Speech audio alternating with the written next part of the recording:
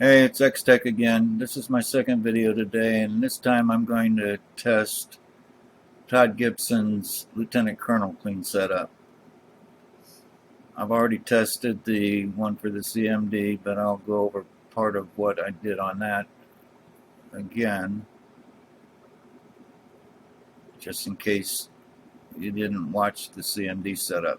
So, because I'm running WinVice on this computer, and I've got some initialization settings in my initialization folder, I have to go to my C drive, users, owner, that's the account I'm logged in on, app data, roaming, Vice. And notice there's a Vice INI file, which I'm loading into the editor. And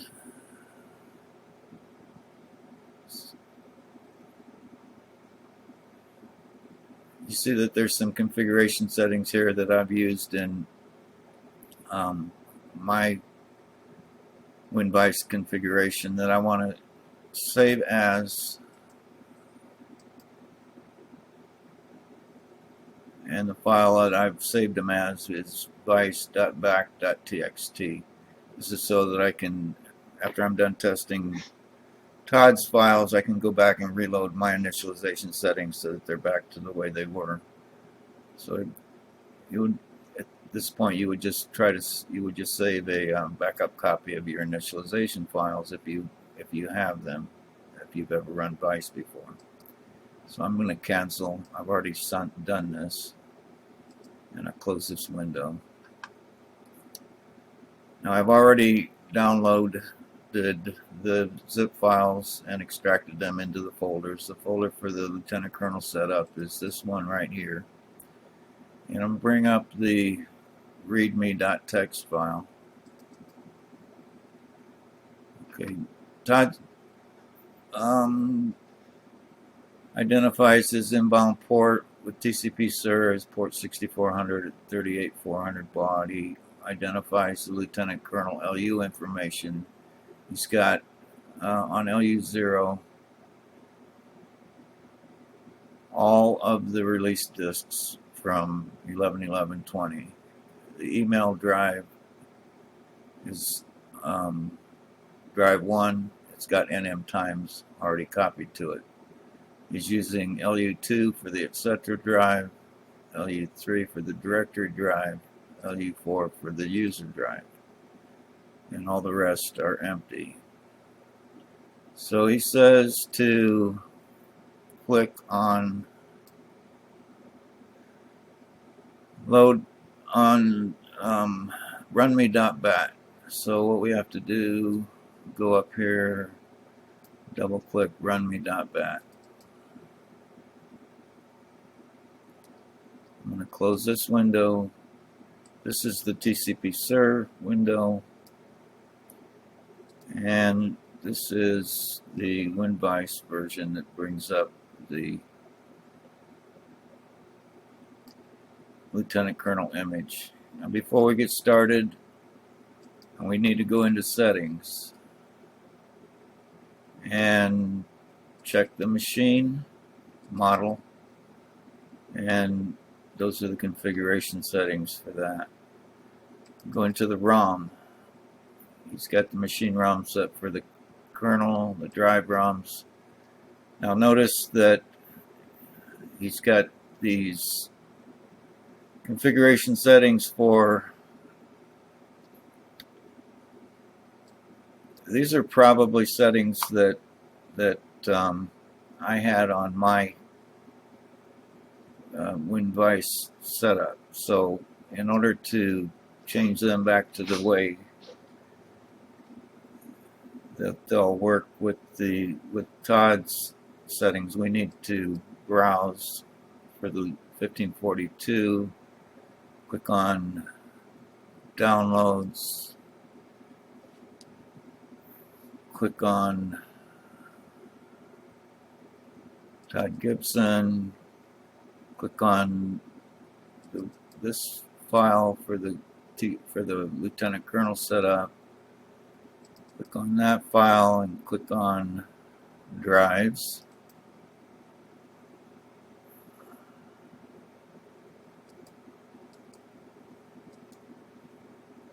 And click on D1541-2. And the same thing for the 1581.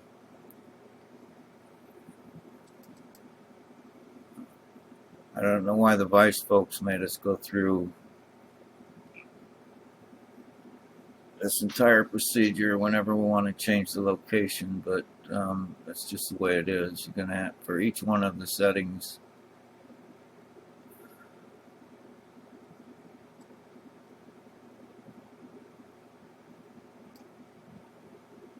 downloads.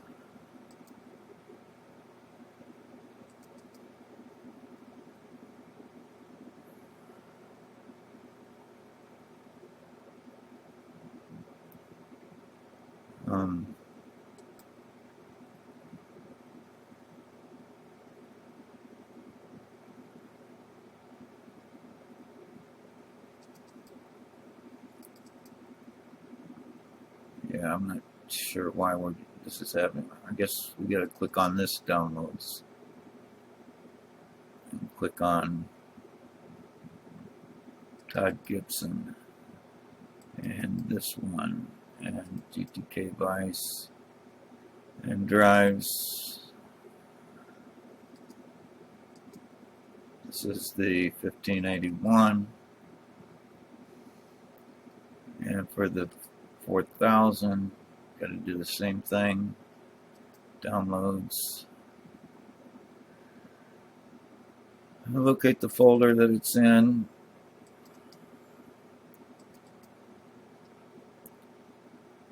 Drives. All files. DOS 4000. And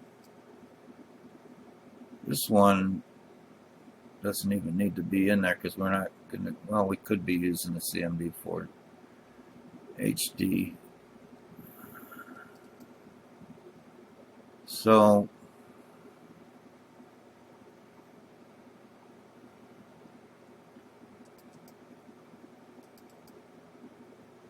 same procedure.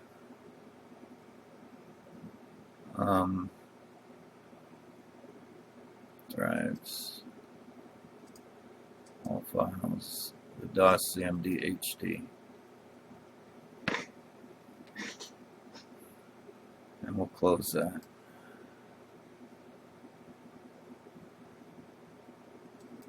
Alright, so let's go back to the text file.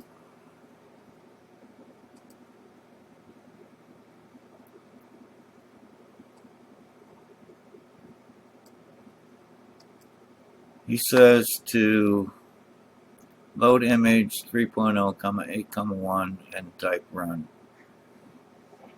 You notice we're on LU0, user 0, port 0. Actually, all we got to do is type boot 3.0. And it brings us up to there. We're going to select 1 to configure a new BBS.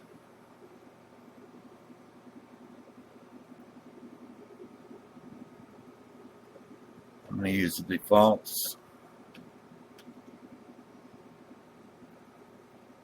Now we'll go to the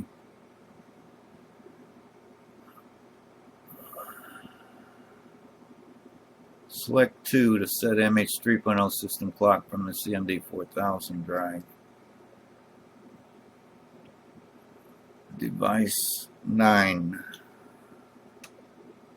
Is 9 correct? Yes.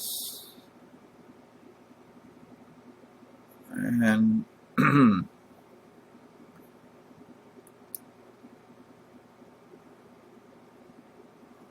wonder if device 9 has got a drive attached to it. I don't know. It's too late to find out right now, but we'll go to set up the system device, which is, he's got it set for 80. Email is 81, etc. is 82. Directory is 83. Plus file is 80. User is 84.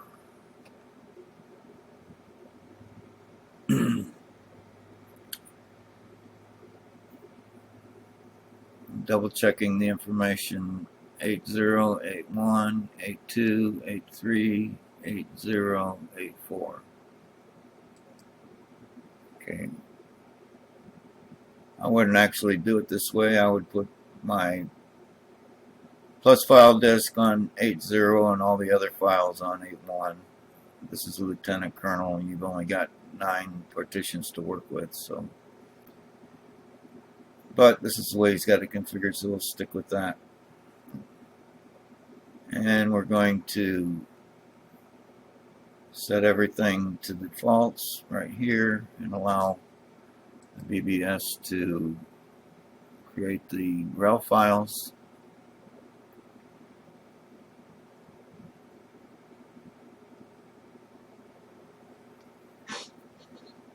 When it gets done with that, it's going to ask us to enter the RS-232 device.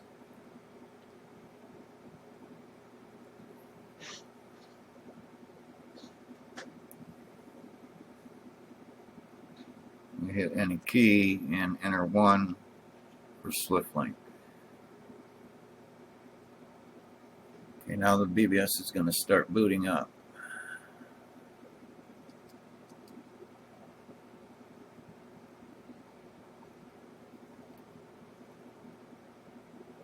At this point, I'm going to hit the F1 key.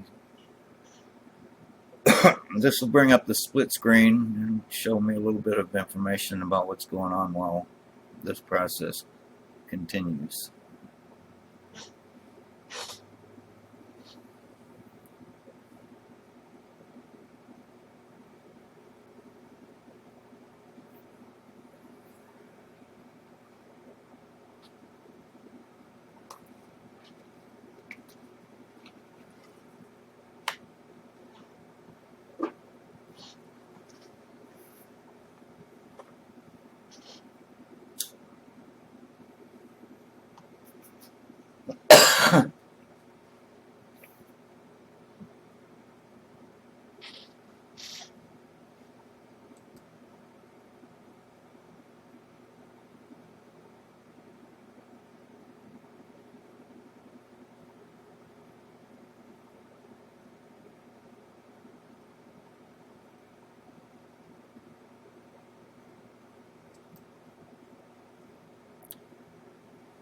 Okay, we did get to the idle screen, and the BBS is performing auto maintenance.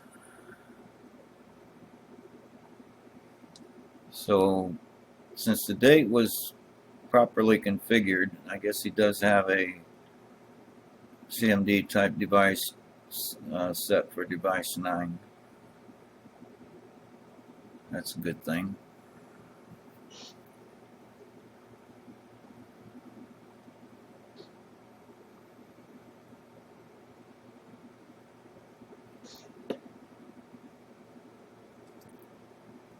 So we'll continue with the setup procedures that he's written.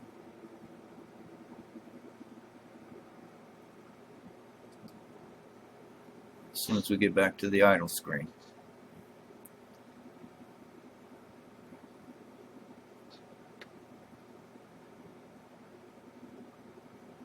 I'm going to press F7 to log in. I'll press I for instant login. Enter the password.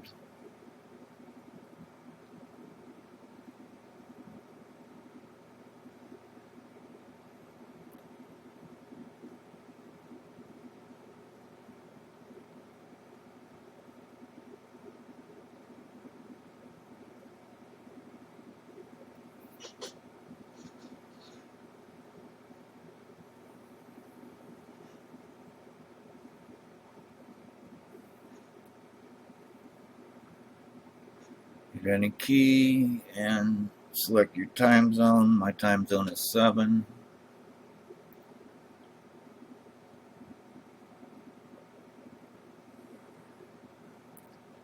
I'm going to enter MP to turn the more prompt off. This is optional. You don't have to turn the more prompt off. It's just that I like it to be out of the way, especially during configuration. Now we're going to go into IM.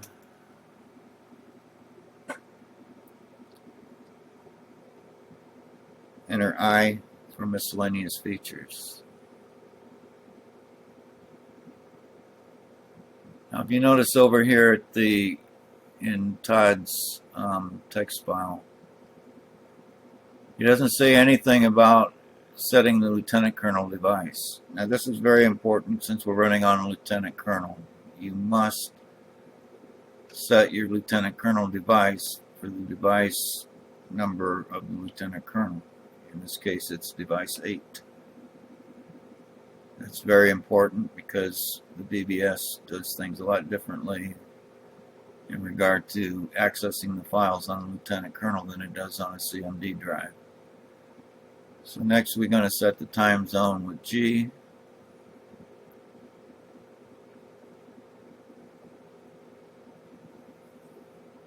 Time zone is 7.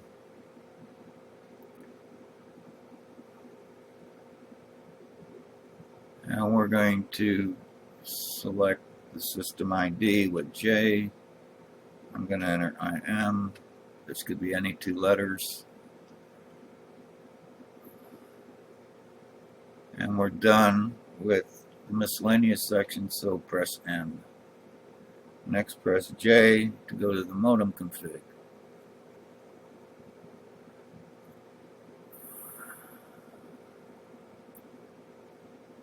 Now notice, because we did set the lieutenant colonel device to device 8, and when we go into the modem config, it identifies which port we're on.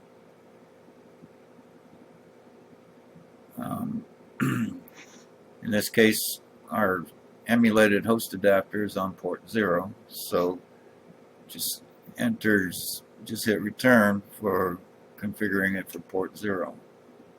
If you had more than one lieutenant colonel configured for different port numbers, you could actually multiplex the files on the hard drive. I don't recommend that. There's a lot of drawbacks that can come because of that. So we'll just continue on with this installation. Enter B, enter 1, continue yes, continue yes. Okay, he wants us to enter the modem name as SwiftLink and the author CMD. Just hit enter for the initialization string, 7 for 38.4. Now, again, he's wanting to use DTR hangup. We'll go with this for now, but I think we're going to end up with problems later on. Auto answer H 0 H1 normal DTR 0 for CCITT 1 for SwiftLink, 0 for caller ID. Hit any key. Check all the settings. They look okay. I will go into H for the light bar alarm configuration. A for light bar deaths. I'll notice things don't happen quite as fast on the Lieutenant Colonel as they do on the CMD when you're with Super CPU mode. The Lieutenant Colonel is pretty fast, but it's not as fast as Super CPU mode. So if you're looking for speed on your BBS, I recommend using Super CPU mode CMD. Go with next, next, next, and enter 14 next to the DSR-R. Turn on that check mark. That enables the receive transmit windows. Quit. Save changes, yes. And quit. And quit. So what I just did in the default light bar settings doesn't take effect until you actually boot up. So in order to get them to take effect a little when I log off, I'm going to cursor over here to the DSR setting and press F8 to put that check mark there so that when I log off, I'll be able to see the modem strings in the receive and transmit windows. I'm going to type O to log off, enter yes, enter, just hit enter, just hit enter,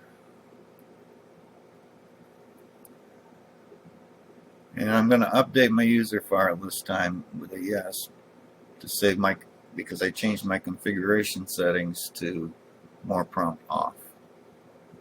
Here comes the truth in lending part. Let's see if the modem will reset at the end of all this. We had a problem in the CMD video, and you saw that what we had to do in order to get it to work. We had to change the TCP/SIR configuration file. But it looks like maybe it's going to work in this one.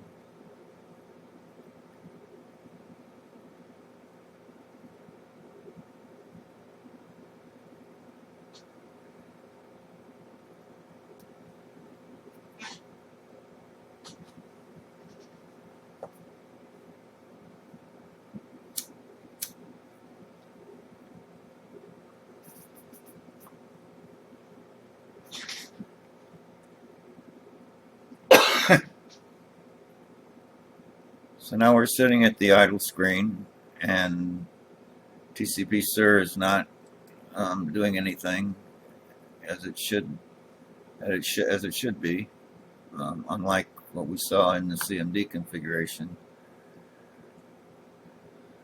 So, excuse me, I'm going to minimize these windows. I'm going to load up CG term, which actually is already loaded.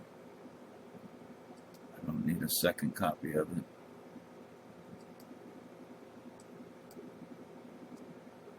Uh-oh. What did I do? Yeah, let me exit out of that if I can.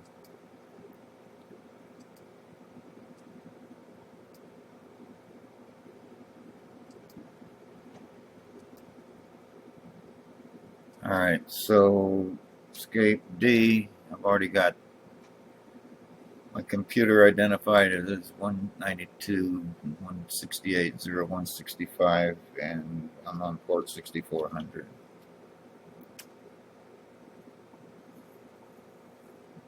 And it looks like I connected. Nope, it disconnected.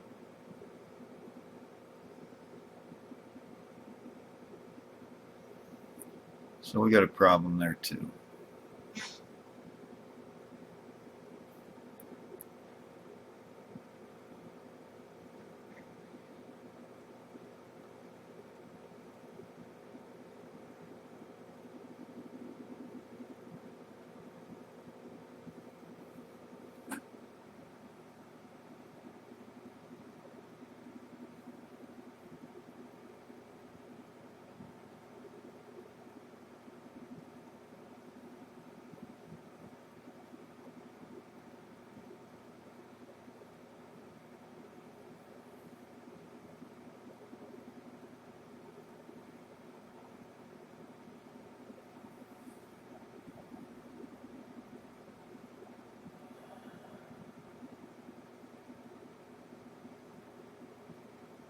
Not sure if this thing is going to reset.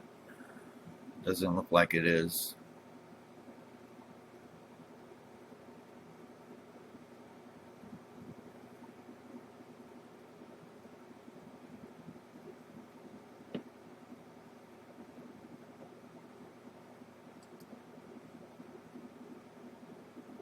Alright, that's enough of that. Let's do an Alt F12 to reboot image and see what happens.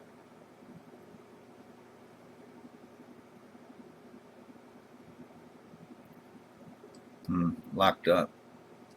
I'm going to exit out of both of those. I'm going to bring up my bat file and run it again.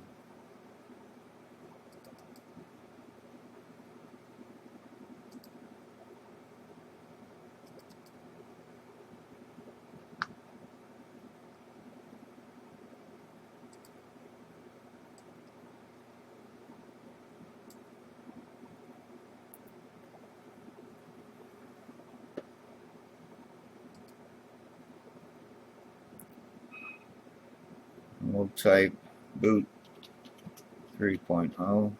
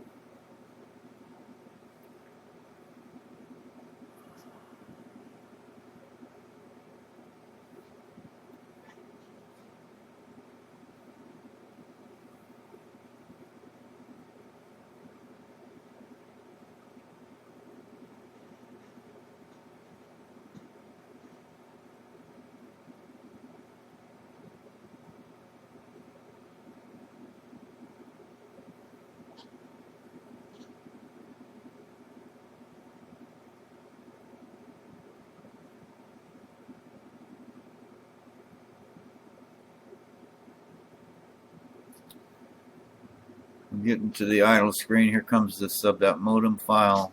We're going to start sending the initialization settings strings.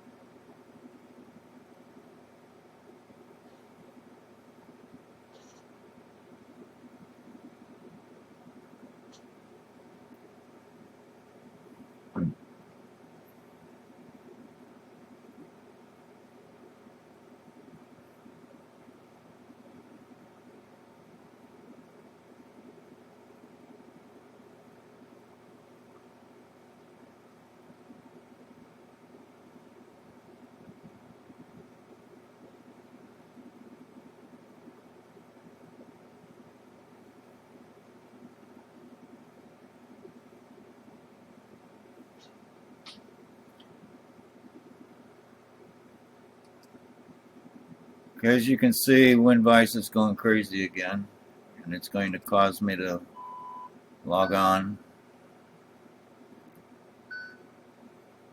which I haven't done anything to try to log on. This is just being caused by the WinVice initialization string. So I'm going to exit out of WinVice. I'm going to exit TCP/Ser. Let's look at his TCP/Ser bat file. Damn it. That's not what I wanted to do. I want to bring it into the editor. I'm going to remove this from his initialization string. I'm sorry. Let me undo that. Rather than completely erase it, I'm going to cut and type rem, paste it in there. So this isn't going to execute during the startup of TCP/Ser. I just put it there so I can stick it back in if I need to. So I'm going to do a file save and close this and do the runme.bat file again.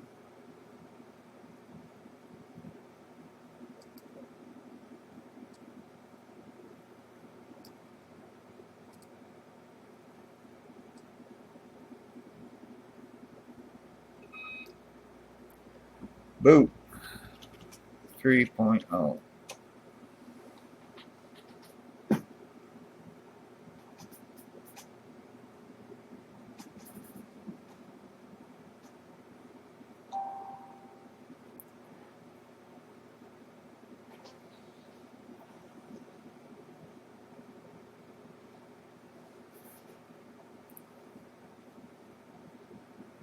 Hit the F1 key to bring up the split screen.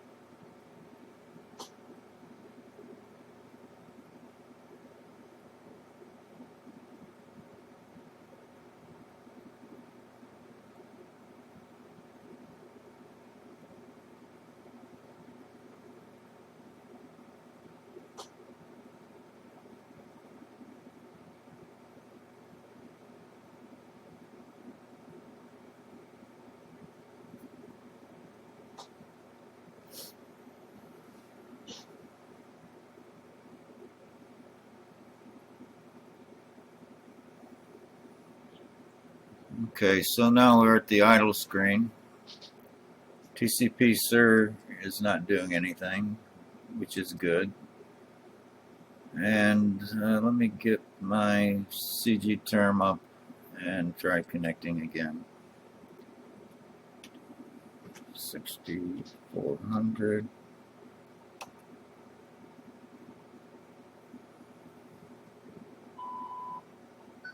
Okay.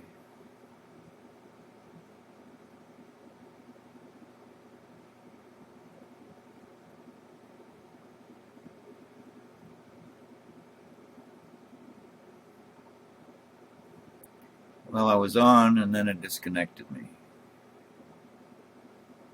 So I'm going to have to fix that.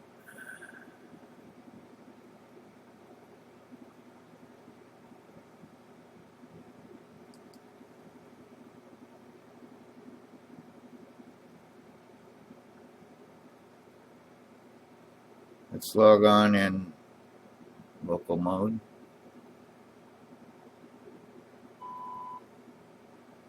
Hit I for instant.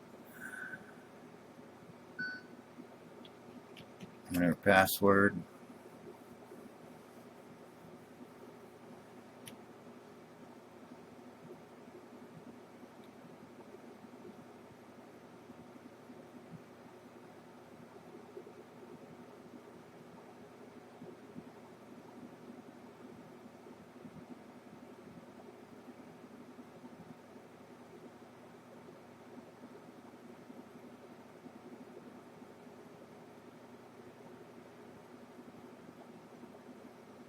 I am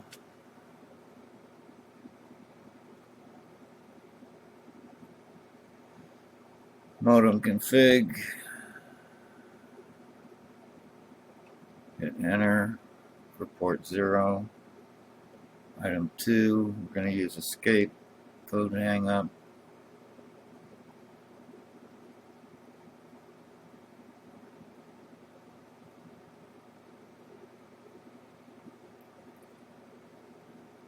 And exit the modem config. Well, actually, I'm going to go to the bell settings here and then exit the modem config. Then I'm going to go to the light bar settings.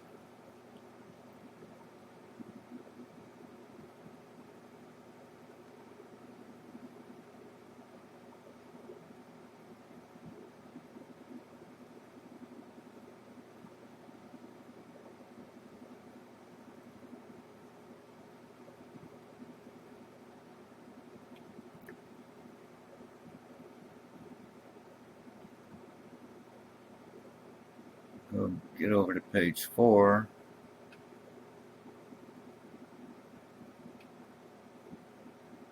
And enter number 13.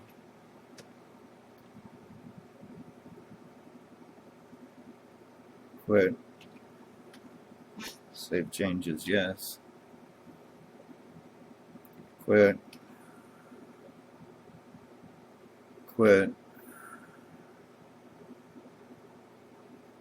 I'm going to cursor over to the DSR and push F7 there.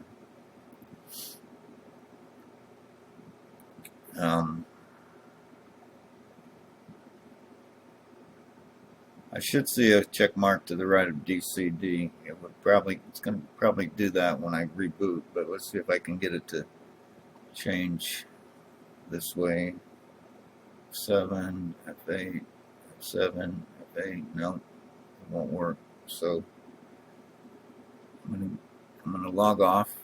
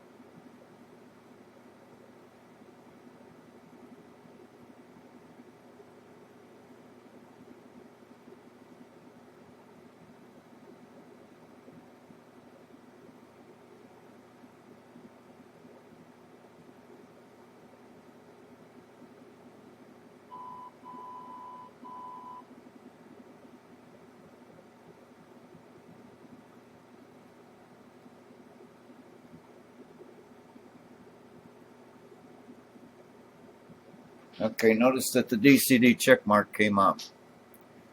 That's because I've got the left side of DSR checked.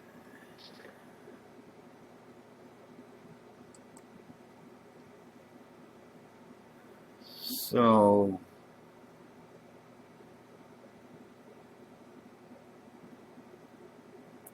let's try once again in the CG term to log in.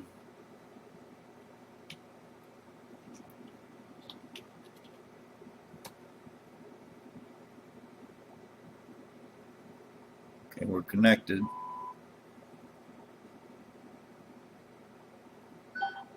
Hit my backspace key. Yes, I'm in 80 column mode.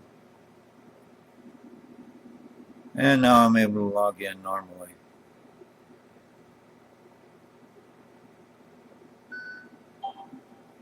Enter my user ID is 1.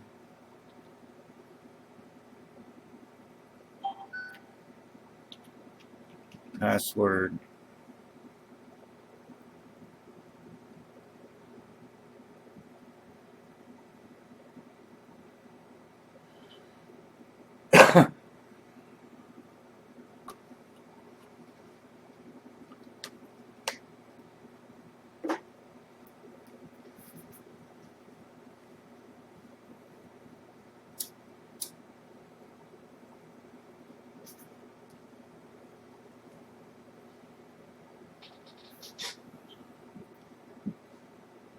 And you notice on the Lieutenant Colonel it takes quite a bit longer to draw this screen. It came up really fast on the CMD CPU.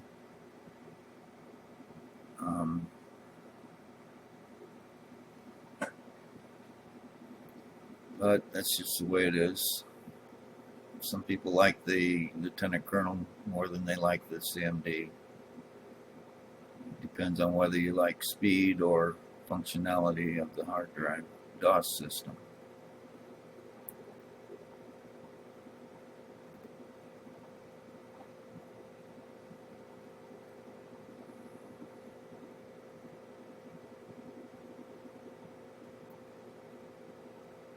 Press return.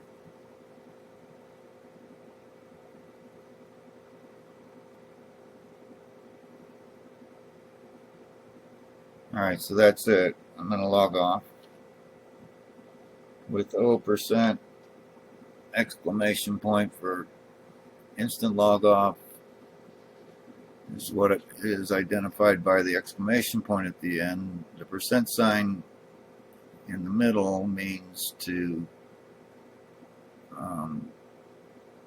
not update my last call date.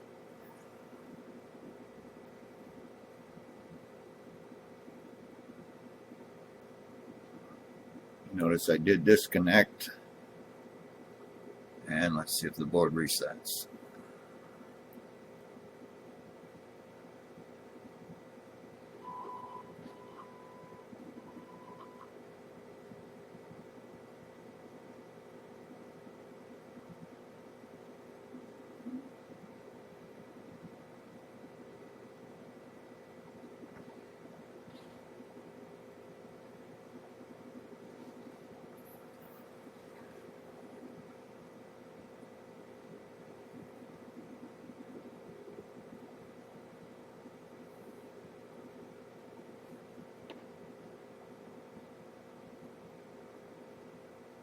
Okay, everything is looking good. It's waiting for the next call. So as you can see, I found some problems with Todd Gibson's setup in the Lieutenant Colonel, and if you watched the video I did on the CMD, you saw what the problems were on that too. And you saw what I did to fix it. So hope this helps. I'm going to close out the video now and upload it to my YouTube account.